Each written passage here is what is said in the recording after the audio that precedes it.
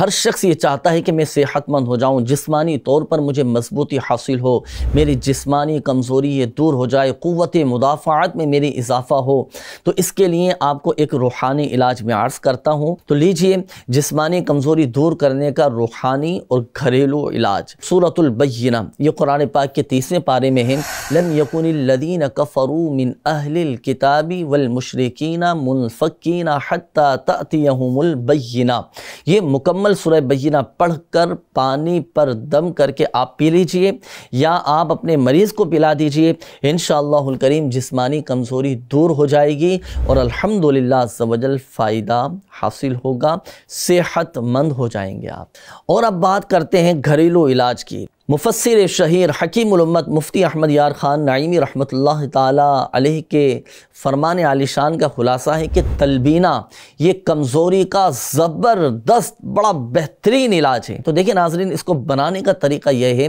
کہ آپ تھوڑا دودھ لیں اور دودھ میں جو شریف یا گیہوں کا آٹا یا بھوسی آپ اس میں ڈال لیجئے، ڈال کر اس کو پتلا کر کے تھوڑا پکا لیجئے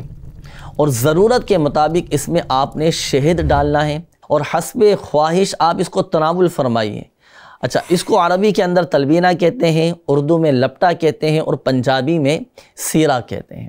خصوصاً یہ جو تلبینہ ہے نا، یہ بیماری کے بعد ہو جانے والی جو کمزوری ہوتی ہے نا، اس کے لیے بڑا زبردست یہ علاج ہے تلبینہ، اور یہ زود ہضم ہے، یعنی پیٹ میں بوجھ بھی نہیں کرتا، اور یاد رکھیے گا کہ یہ دل کو قوت بخشتا ہے، رنج و غم اور دل کی گھبراہٹ کو بھی یہ دور کرتا ہے۔ تو یہ تلبینہ کا استعمال کیجئے، انشاءاللہ الکریم آپ کی جسمانی کمزوری دور ہوگی، آپ کو